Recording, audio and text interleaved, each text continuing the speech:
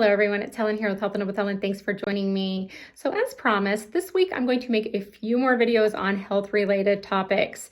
Tonight I figured would be a great time to talk about esophageal manometries.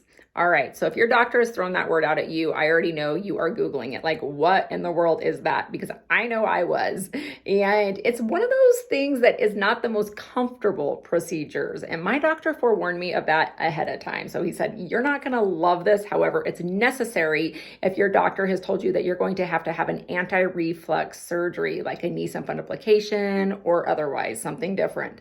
For me, I did end up having to get a Nissen fundoplication surgery for my reflux. And so this particular surgery was critical because it shows the doctor the motility of your esophagus and allows them to make a decision whether or not you would be a good candidate for this particular type of surgery or not.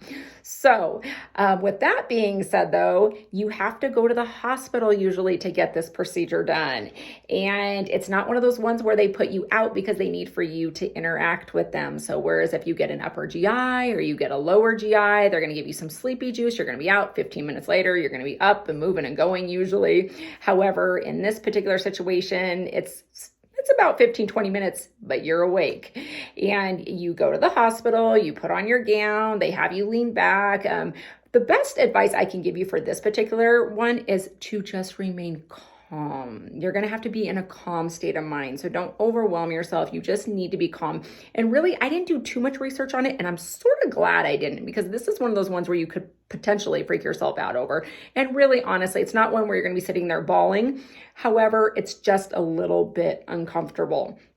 They lean you back. They have a long tube that has like little tiny like bead-like things in it, because these bead-like things are the things that are going to test your esophagus to see the motility and how it is working.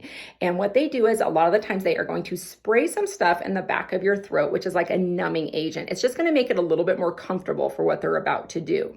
So once they get you calmed down and you take a deep breath and you kind of lean back, I recommend not wearing any makeup on this day, ladies, if you're a woman getting this done, because it's going to be all over, because your eyes are going to water. Of course it is. The minute somebody puts something up your nose and it's poked, your eyes are going to be like just watering galore. So this particular one, they take the tube, they wean it up your nose, back through to your throat and down into your esophagus. Once they get it placed, you're pretty comfortable. However, you know that something's back there. The next thing they're going to do is they're going to have you drink a liquid. I can't remember what they had me drink. Something tells me it was kind of fruity. Okay. So that's neither here nor there. It could just end up being water. And what they do is they have you drink it very, very slowly, and it's almost like a gulping. And then they sit there and watch on the screen how it goes down and watches your esophagus and how it moves, because your throat is connected to your esophagus is connected to your stomach. So they want to make sure everything is going as it should. And so they sit there and watch a screen and they monitor it. I know that when I was about halfway through, I closed my eyes and I just sat there and prayed. If I'm being completely honest, I just wanted it to be done. And so every time she was just like, gulp again, you're doing great. Gulp again, you're doing great. And so this, for me, like I said at the beginning of this, the best advice I can give you is just to breathe and remain calm. Like, go into almost like whatever happy place you need to go into in order to get this procedure done. Because if you are somebody who is panicky, or somebody who has a gag reflux, or somebody who maybe is like wanting to like pull at it, it's a no-go. And I honestly don't even know. They would probably have to give you a little something to relax you if that would be the case, because some people probably do not like that kind of stuff in their nose, down their throat, and and especially if you have a gag reflux of sorts. So anyways, if you can remain calm, then they slowly pull it back out. So that's what they end up doing. It's just like after you've done your test and you've done everything that you need to do, then they just take it right out nice and slowly. And so the key is hopefully you end up having a nice tech, a wonderful, calm tech who has a great bedside manner. We can only pray for that, right? That we don't get to decide that. We don't get to choose that. So just whomever God gives you. So I would say pray before going into that particular procedure. However, guys, it's a 15 to 20 minute procedure. Like I said, you're not going to be sitting there in debilitating pain.